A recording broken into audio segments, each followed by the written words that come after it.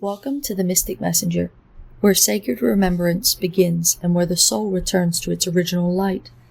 I'm your guide, the Mystic, and today's episode is going to touch something deep, something sacred, and something raw. This isn't just about twin flames or spiritual teachers when we start to awaken. It's about what happens when your soul is ready to fully wake up, and the guides you thought would lead you forward actually became the lessons themselves. And if you've ever felt addicted to twin flame readings, paid thousands for union activations that never arrived, looked up to coach or spiritual teachers only to feel betrayed, confused, or drained, or questioned your own discernment after a mentor led you into deeper pain than healing, then this episode is for you. Because today, we're going to pull back the veil on a massive part of the ascension journey for every soul, the part most teachers won't talk about. Why? Because sometimes they're part of it. As Earth undergoes her planetary awakening, something extraordinary and chaotic has happened. Millions of souls are waking up to who they are, to why they came, to the pain they've carried for lifetimes, to the longing they feel for love, for truth, for union. And in this mass awakening, a new kind of guide appears. They go by many names: twin flame coaches, divine union mentors, soul alchemists, ascension teachers, or simply light workers. Some are deeply genuine. Some are wounded healers. Some are cloaked in false light, a radiant frequency that mimics source but leads you into illusion to keep you trapped. This isn't a mistake. It's not just a scam. It's a spiritual design, a soul contract we often don't realize we've made until it's fulfilled. Because as more of us awaken, the question becomes, who will you give your power to before you remember that it was always yours? These spiritual teachers arise because of a frequency gap. When you start to awaken, your old world falls apart, but the new world hasn't landed yet. You're between realities. This between is where the gatekeepers, and let's call them false prophets, enter. They offer you language, frameworks, comfort, clarity, and sometimes confusion, pain, obsession, and even delay. They might channel beings from other realms, offer union predictions, or activate your chakras. But their presence often brings an invisible cost: your peace, your discernment, and your sovereignty. Many souls give their power away willingly, because it's easier to follow than to face the void. But the void is sacred. It's the womb of your own becoming.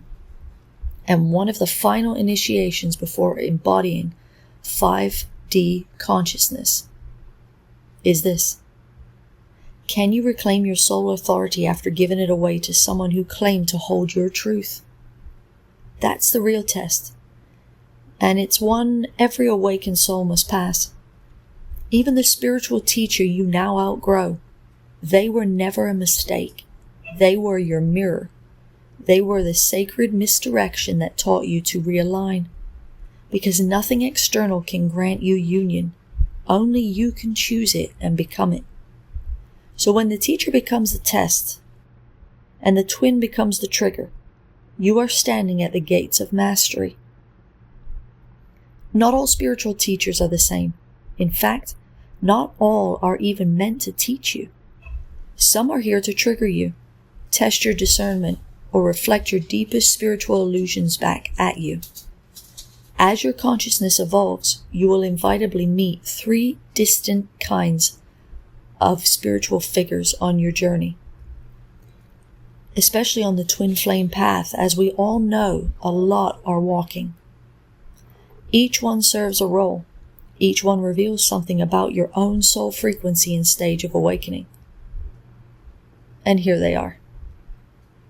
The gatekeeper. The one who opens the door but does not walk you through it. Who are they, you ask? This is often the first teacher, coach, or guide you meet when you awaken. They give you the language, twin flames, chakras, ascension, 5D, new earth. They often offer channeled readings, twin flame predictions, templates for union, and step-by-step healing guides. They are magnetic at first. Their words feel true. Their love seems divine. But over time you begin to notice you're in a loop. You're not evolving. You're just cycling. The gatekeeper keeps you in romantic obsession. Your twin is just mirroring you. Keep waiting. Creates mild dependency. You need the next reading to feel clear again. Promotes constraint and constant inner work, but no outer change. They are often stuck in their own loops, and they unconsciously pull others into them. Your spiritual lesson with the gatekeeper? The gatekeeper awakens you, but they're not meant to walk you into union. Their job is to hand you the key and then fade into your past. The next one is the false light teacher, the one who shines brightly but casts a deep shadow. These are some of the most confusing teachers out there.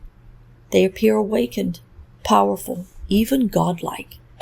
They channel, they teach, they speak in high vibrational terms, but something in your body starts to contract around them. You begin to feel less sovereign and more confused, dependent on their approval or activations, like you need them in order to evolve. They say things like, only I can activate your sacred union codes. You're blocked because you haven't followed my process. Buy my DNA upgrade or you'll stay in separation. Their teachings may have seeds of truth, but those seeds are wrapped in spiritual control. This is the realm of spiritual manipulation disguised as enlightenment. Sometimes they intentionally distort. Sometimes they're still acting from deep unconscious ego. Your spiritual lesson? The false light teachers are part of a powerful test. Will you trust yourself more than the frequency of a guide? Will you choose to leave even when their energy is seductive? When you walk away from a false light teacher, you reclaim your authority. You take your path back from illusion. The frequency holder, the one who doesn't teach, they remind you. These teachers are rare, and when you meet them, they don't try to convince you of anything. They transmit a frequency and your soul remembers itself. They don't need your loyalty. They don't ask for dependence. In fact, they'll often push you to trust yourself more. Signs that you've met a frequency holder? They rarely offer predictions. Instead, they ask reflective questions. They guide without attachment. Their words activate something ancient inside of you. You may feel shaken after being in their presence. You may leave with more questions than answers, but you'll also leave with something more valuable: clarity of the soul. These teachers are less gurus and more like mirrors of your higher self. The spiritual lesson? The frequency holder doesn't give you the path. They illuminate the one already buried inside you. When you're ready, they appear, and when you rise, they disappear. Each of these archetypes is a mirror of your own frequency. When you still need validation, you'll meet the gatekeeper. When you still give your power away, you'll meet false light teachers. When you're reclaiming your sovereignty, you'll find the frequency holders. There is no shame in meeting any of them, only wisdom in realizing when their role has been fulfilled. As you grow, you'll stop looking for the teacher and become the one your soul has always waited for. If there is one initiatory fire almost every awakening soul walks through, it's this: the obsession with the twin flame connection. It starts off as a feeling, electric, cosmic, otherworldly. You meet someone and something inside you activates. You just know. You feel it in your chest, in your energy body, in your dreams. It's as if the universe is shouting, "This is the one." And maybe they are, but maybe they're the mirror, not the mate. Once the initial bliss wears off, the lesson begins. And for many, those lessons become an endless loop of cycling.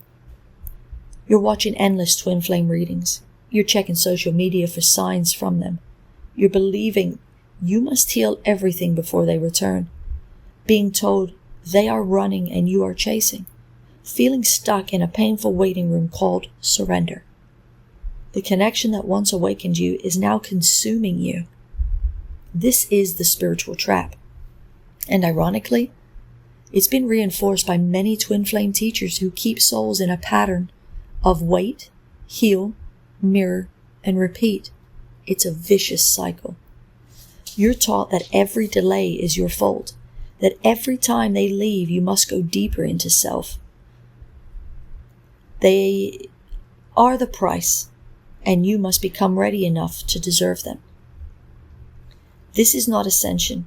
This is a spiritual codependency in sacred disguise. The truth about the twin flame connection. The twin flame journey is not about romantic union. It is about soul initiation. The flame is not a person. It's the divine fire that burns away illusion. The true twin flame path activates your deepest transformation, not your fantasy. You may come into union, but not as you are, as who you become. So the obsession itself is part of the divine design. It reveals where you give your power away, where you believe love is outside of you, where you still seek a rescuer or mirror rather than embodying your own flame. The longer you obsess, the longer you delay. The moment you choose freedom, the timeline shifts.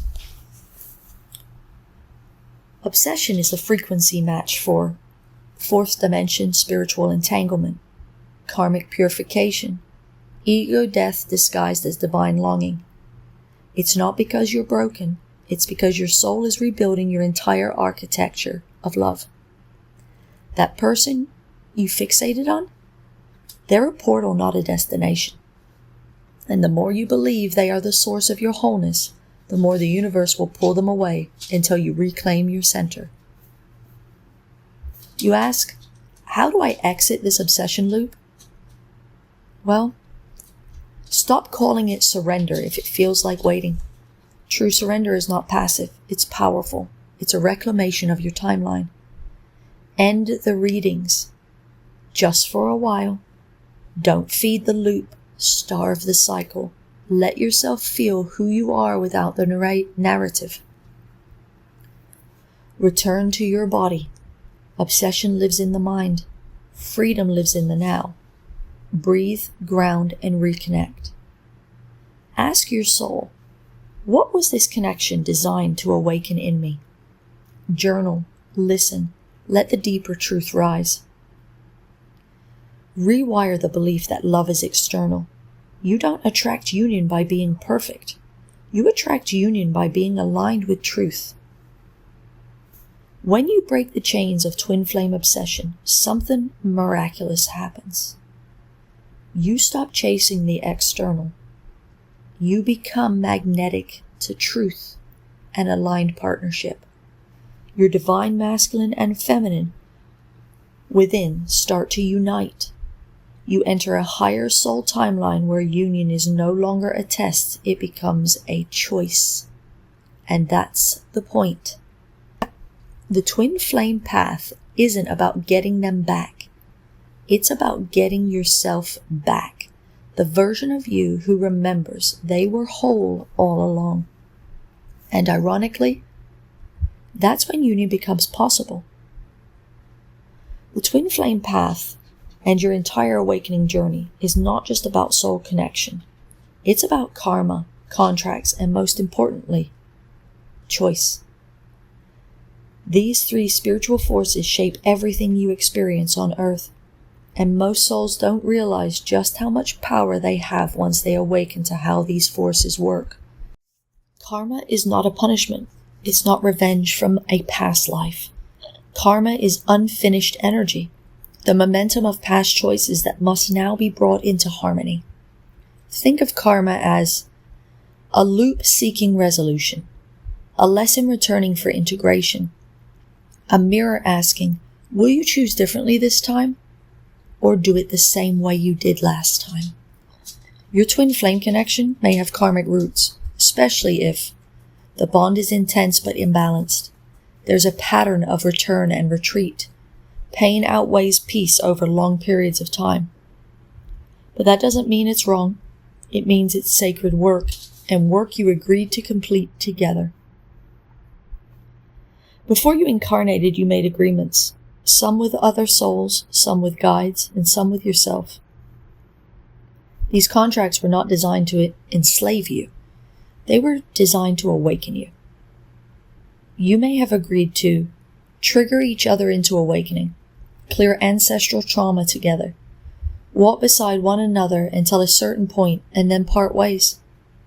Not all soul contracts are lifelong. Some are meant to break you open and not stay forever. The problem is, most souls confuse contractual connection with destiny. Just because someone is deeply significant in your growth process doesn't mean they're meant to walk every mile with you. And when a contract is complete, but we hold on, we suffer. Here's a common misunderstanding in spiritual circles. If it's meant to be, it will be. If they're your twin, you'll have no choice. This is not true. You always have a choice. And so do they. Free will is the divine tool you were given to evolve past karma. You are not stuck because of fate. You are stuck because of repetition without awareness. And once you see the pattern, you can break it. You don't have to stay in the same dynamic just because a psychic told you it's your twin flame. You don't have to keep loving someone who's hurting you just because you remember them from a dream.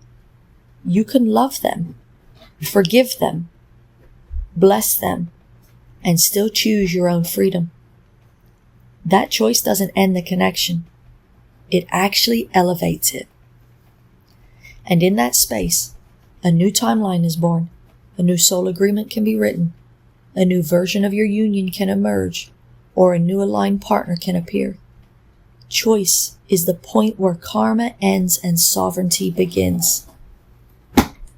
Spiritual maturity is the moment when you stop asking, why is this happening to me? And start asking, what am I ready to complete? What can I now choose? From this space, you stop waiting for someone else to change. You stop trying to fix what their soul is not choosing to heal. You stop clinging to the idea that love must look like suffering. You realize you came here to remember your power, not to wait for permission to be free.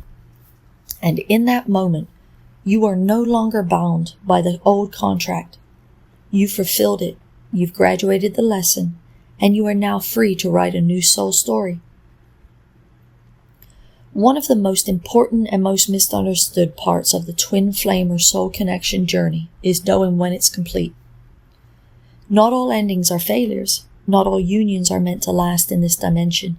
Some soul contracts are fulfilled before the physical reunion ever takes place. But how do you know? Let's go a little deeper. Completion is a frequency, not a decision. You don't mentally decide when a soul contract ends. You feel it in your nervous system, in your heart field, and in your soul. Completion feels like a sudden or gradual detachment of longing. The obsessive thoughts begin to dissolve.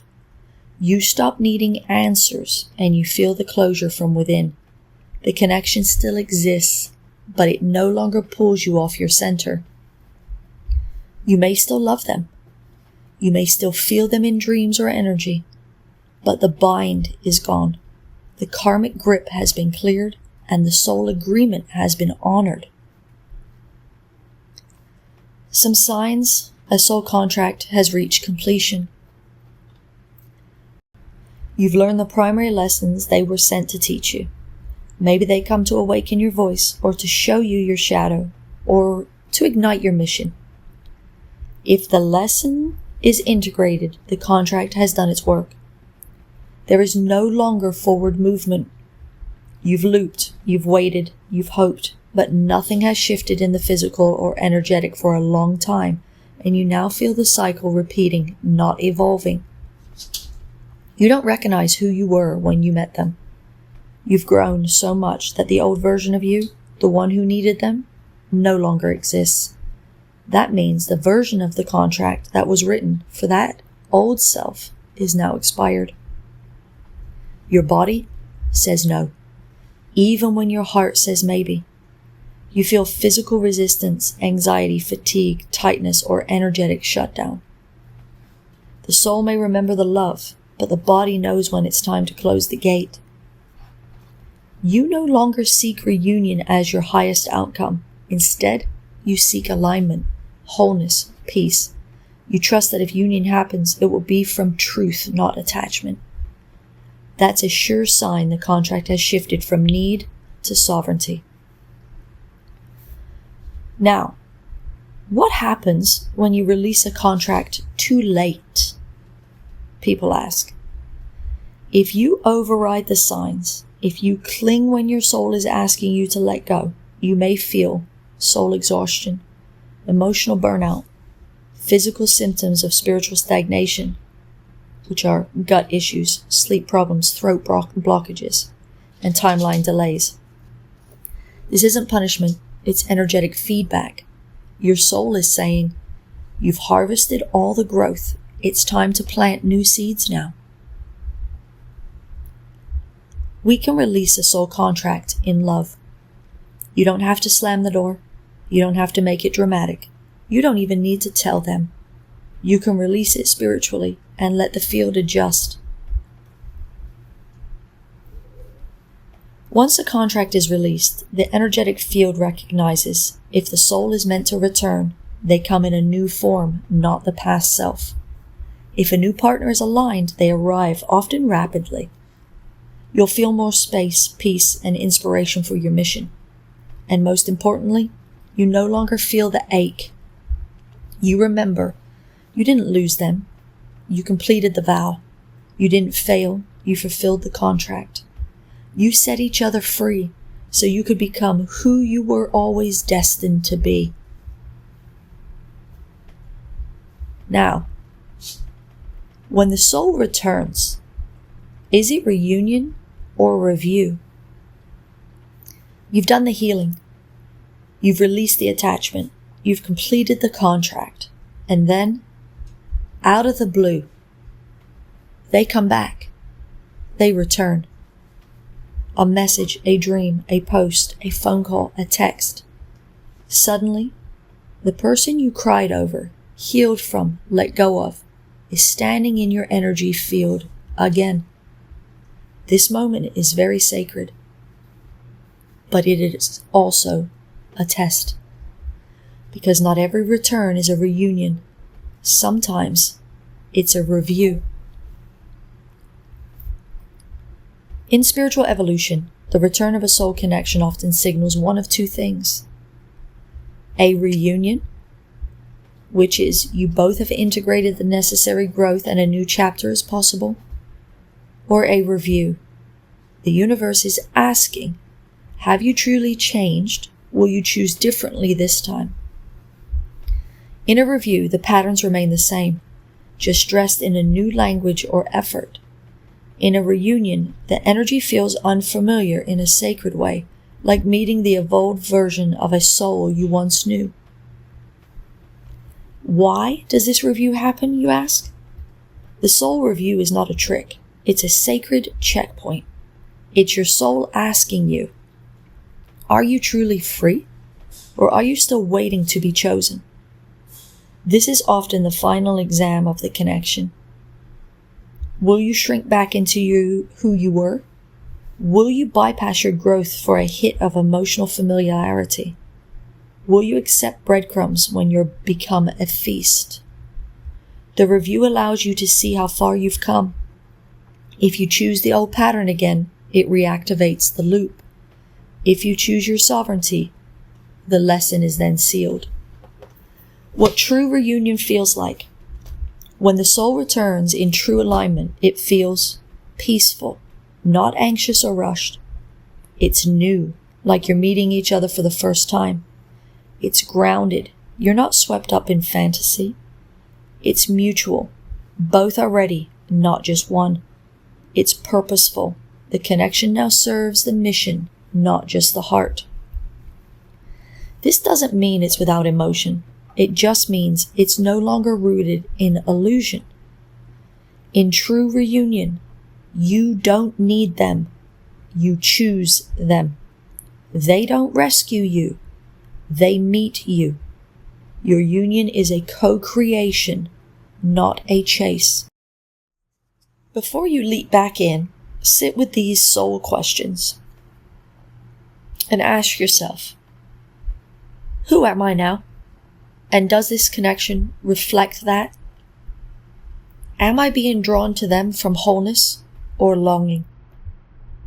What version of myself is responding? The healed self or the hopeful past self? Does this feel like divine timing or emotional replay? If I knew nothing about twin flames, would I still choose this person? These questions bring you into embodied discernment because the truth is, reunion isn't about whether they come back. It's about who you both are when they do. If it's a review, you can bless and release again. If you realize this is a test, not a renewal, you don't have to shut down or shame them. You can say, thank you for coming back. I honor the soul work we've done. I see now that we are walking different paths, and that's okay. I release you again, not from pain, but from clarity. And in that moment, you ascend to the next level of your soul path. You reclaim your timeline. You've done the work. You've broken the cycle. You've passed the test. Now you stand at the threshold of something new. Not just in relationship, but in your entire timeline. This is where the old path splits. And the new one, aligned with your mission, your truth, and your soul's highest frequency, begins to unfold. But here's the thing. You're no longer walking toward a person. You're walking as your purpose. And this, it changes everything. A timeline split happens when you no longer vibrationally match the karmic or past version of your life. A major soul lesson was completed. You claim your next level of spiritual maturity and mission. This often happens after you release a twin flame or a deep soul contract. The moment you say, I choose my truth now, not the loop, not the fantasy, not the fear, the old timeline collapses and the new one opens. But it's not always immediate bliss. Sometimes timeline splits feel like sudden solitude, a void between old and new, a loss of identity, even the spiritual one you just integrated. This is a natural process. It's the rewriting of a reality around your new frequency. When you choose to walk forward, with or without the soul connection from your past, you activate the soul mission, which is acceleration. You suddenly feel pulled to your gifts, your service, your voice. What was once about them becomes about your light in the world. New connections magnetize. You meet others who reflect your new frequency. Friends, clients, partners, guides. Some may feel more like home than your own twin ever did. Love fills your body, but it's not attached to one person. You realize you are love, and love begins to flow towards you through many forms. You feel peace for the first time in a long time. Your nervous system no longer scans for them. You are in your own timeline now, and it's safe here. What about union now, you ask? Here's the hidden truth. Union doesn't start with two people. It starts with the path. Union happens when two souls choose the same vibrational path, not just each other. So if your counterpart rises and aligns, they may rejoin you. But if they don't, You're not alone. You are now on the union path, the path of inner wholeness, divine mission, sacred love, with or without them. And sometimes a new partner does arise, one who matches your soul evolution, one who joins you in purpose, one who never makes you question your worth ever again. This is not a replacement. This is a reflection of who you've become. The biggest shift of all is this. You stop asking, when will union happen? And you start embodying union now. You become the vessel of divine masculine and feminine integration, the mirror of wholeness for others, the answer to your own prayer. From this space, everything aligns. Partnerships, purpose, prosperity, and peace. Not because you chased it, but because you chose it within. This is the part they don't tell you, the part after the surrender, after the longing fades, after the karmic loop is closed and the mission begins. This is the moment when you realize the twin flame was never just a person. The guide was never the source. The union was never the goal. It was all about the return to you. Every soul you encountered, the false light teacher, the runner twin, the karmic reflection, the readings, the waiting, the dreams, all of it was leading you back to the original flame. Not the one in their eyes, the one in your soul. Because underneath it all, you are the twin.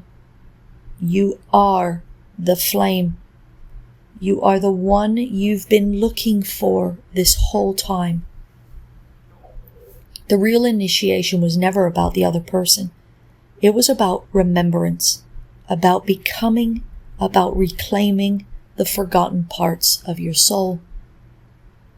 You remember that you are infinite, that love was never withheld, it was misidentified, that your suffering wasn't failure, it was the burning away of illusion, that you were always whole, you just forgot your shape. The real reunion was always within. This is where ascension becomes embodiment. You no longer seek outside of yourself, yet everything comes to you. Union becomes available, not because you seek it, but because you hold it. Purpose accelerates, not because you strive, but because you listen. Peace returns, not because it was missing, but because you cleared what was blocked. Integration means you trust your body as the messenger. You trust your voice as the oracle. You trust your heart as the throne of the divine. You are no longer in separation. You are the embodied union of love and truth. If you've listened to this and your heart still aches, let it. Not as longing, but as a release. Let it fall away. The timelines that didn't unfold, the people who couldn't rise, the promises made in another life. Let it all fall away. And remember this. You are the light. You are the flame. You are the sacred guide you once followed.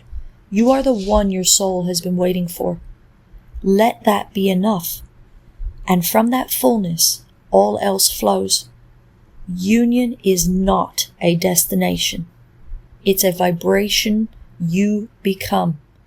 And now, you are home.